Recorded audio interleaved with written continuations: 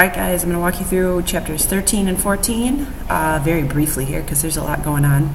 We started off by talking about this quote and how Thomas Jefferson said this a long time before the Civil War started, and just kind of a reminder that this is not a new conflict. You know, this conflict has been beneath the surface, sometimes up to the forefront, pretty much consistently throughout American history to this point. We're going to look at the last 12 years specifically. As you read, you want to pay attention in chapter 13 specifically to what's going on in the north, south, and west between these years. In the last unit, we took you up to about 1840. We're going all the way up to 1860 today. That's really what you want to be on the lookout for. So I'm just going to walk you through a couple of these things. Obviously, we know the industry started really in the north. It's going to continue. It's going to pick up. It's going to become even more a huge part of northern society. And you can also see the role that the railroad's going to play, the role that clipper ships are going to play in opening up European markets, and how this is going to affect kind of the new, very, very early developing working class. And Westerners also, you want to pay attention here that Westerners do feel like the Northeast is going to be the key to their future. So they're going to want to link up with them. Here's some railroad statistics between 1840 and 1860. Look how dramatic that is. We've got the dark blue, the north, kind of the light blue is the west, and here's the south. Consistently, the south is being left behind in pretty much every category. As far as railroads and canals are concerned, you could see everything's just better integrated up here, you know, carrying the food, especially that's being grown in the west. Now it's Midwest, of course, for us. It's more linked to the east. I mean, look at the way the railroads are created down here. Like, what's that all about? Where's that going? You know, they're not going anywhere. They're not really linked up. In fact, there's really only one going from east to west. And by the way, guess what the Union, their first target's going to be in the Civil War? Bomb this railroad, because that's it. That's the only way they can get things from east to west. So they're just not as fully integrated. Some of that's back from Henry Clay's American System, where he suggested linking up the west to the east. That was his deal. All right, Southern uniqueness. Just some statistics on the South. I'm not going to read them all to you. You can see those, but there's really, you know, when you're talking about Southern plantation owners, it's worth mentioning that there weren't that many that owned over 100 slaves. These huge plantations, these, you know, Monticello and Thomas Jefferson and those kinds of guys were actually in the minority, but they were the ones, remember, who were sitting in Congress. They were representing their state and their state legislator in Congress. They were the ones that had a lot of power, so that's why they feel like they have such a huge voice. But there were a lot of poor whites, lowland whites, poor whites, mountain whites. These are, those of you guys that watched the, I know I got into the History Channel, the Hatfields and McCoys, okay? That would be like the mountain whites. And they were not rich by any stretch of the imagination, but they are going to feel resentful, and they are still going to use African Americans as a scapegoat. That's true before and after the war. Free blacks were pretty much resented wherever they were. In the North, they're competing for jobs with the Irish, who are also being discriminated against, and of course in the South, they're resented, and especially after 1850, they're not safe anywhere. About 4 million slaves in the United States, and most of them were in the so-called Black Belt, the Deep South. I'll show you where that is in a second. Okay, cotton exports are just going through the roof, and by 1860, it depends on what statistic you're looking at. I've seen 75%, I've seen it as high as 80%, but a lot of the world's cotton was coming from the U.S. South by 1860. So you can imagine that they're going to really want to protect that. It is making people rich, and it's making the North rich too, which is that economic base there. Only about 15% of goods are actually manufactured in the South, so they need not only the North, but they definitely need trade with Britain. They're going to rely on those goods coming in from Britain, and when the Civil War does break out, they're really going to try to pull a partnership there. There are a couple reasons that slavery grows. We've got westward expansion due to Indian removal, and also we've got a lack of infrastructure in the South, and that's going to make farming become kind of even more important than it was before.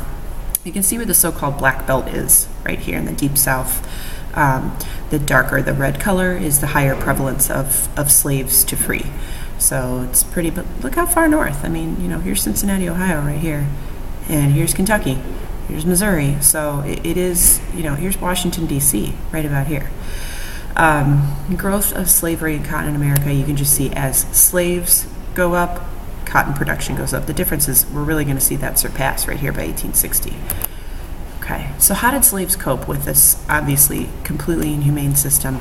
We're going to see that the role of the church is huge. This is going to be such a big part even of the civil rights movement. It's going to be such a reason why so many of our civil rights leaders are actually reverends, like Reverend Martin Luther King Jr. They get their start in the church. The church was really the only place where African Americans were allowed to speak freely. Ever. Most masters at least had some leniency about church, and that's why churches tend to be almost kind of a party atmosphere. They could celebrate. It was one of the only places African Americans could speak freely. So music and dance is going to play a big role in how to cope. They will do whatever it takes to try to maintain family ties. There was kind of this real unofficial secret postal system between plantations because, as you can see in this particular image, children often taken from their parents, families split up. Slave owners did that as a way of control. It's psychological damage, and that I think is, you've got physical damage and then you've got psychological damage, and it's just kind of unreal to think this was only 150 years ago. That's not that long in the scheme of things. Subterfuge means sabotage. So here's something that slaves would do to try to cope.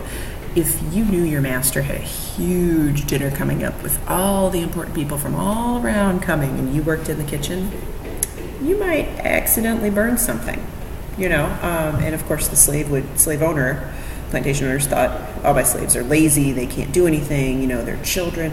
Don't be fooled, that was all intentional. And we know that because in the 1920s and 30s, we actually, during the New Deal, there was government programs where they would interview former slaves who at this point were in their 70s and 80s. And they said, oh yeah, that was stuff we did on purpose, as a way to try to get some control over a situation that stripped them of all their control.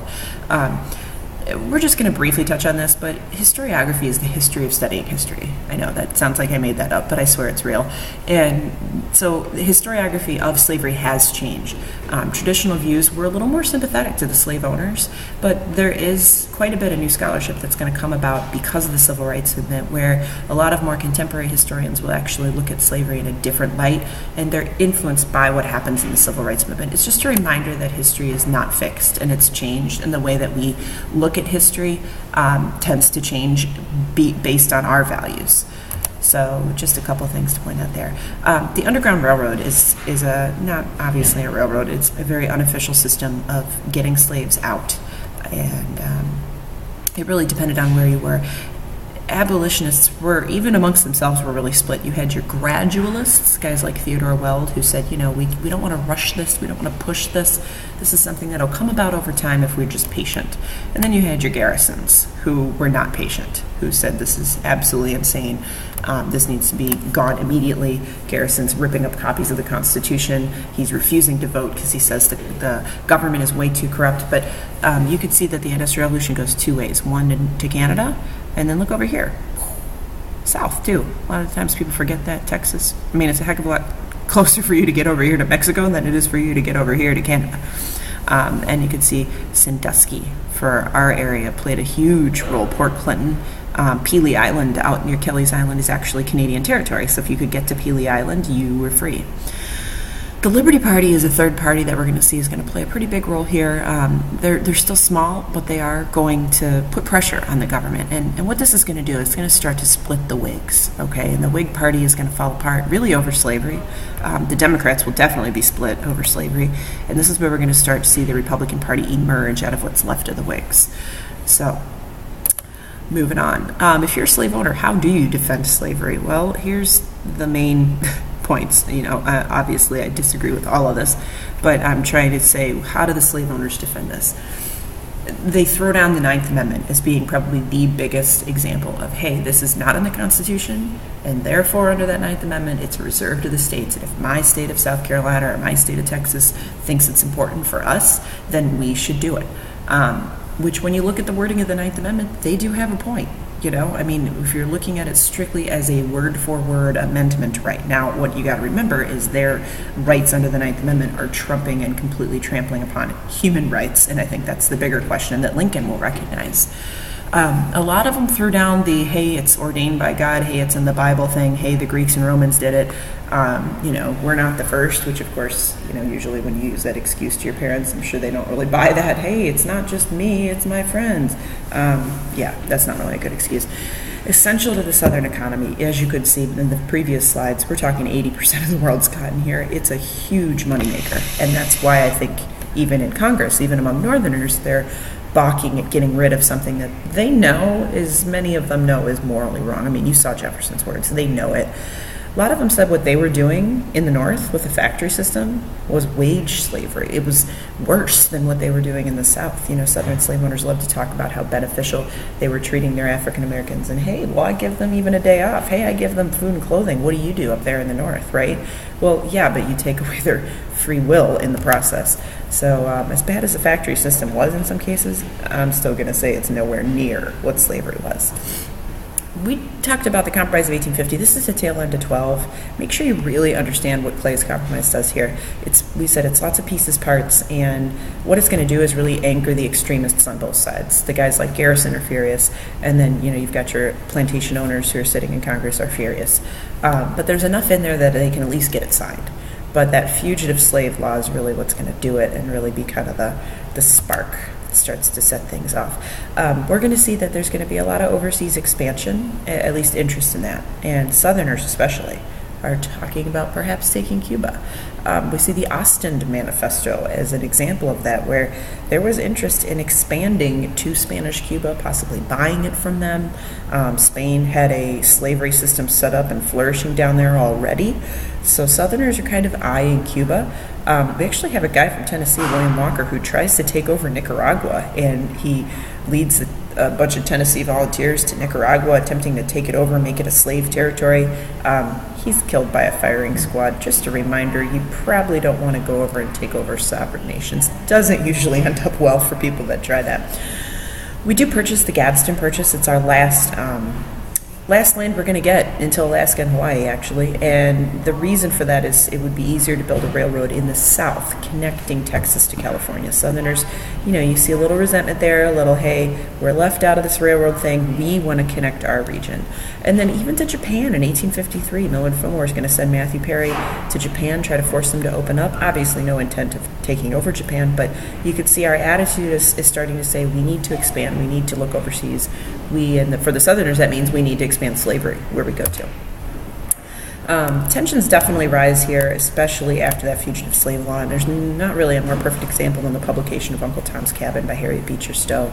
And this is the book it's fiction, but it's really touching. It hit a nerve, and it talked a lot about the inhumane nature of slavery and what freedom really meant and what freedom really was. We're going to start to get into Kansas. Now, this is chapter 14. This is getting a little bit more specific. So I think what I'm going to do is I'm going to pause this particular show, and then I'm going to do another show dealing more with chapter 14, really getting into the politics here, taking to the last steps of war. So thanks for listening. Hope this helps you, and I'll see you in version 2.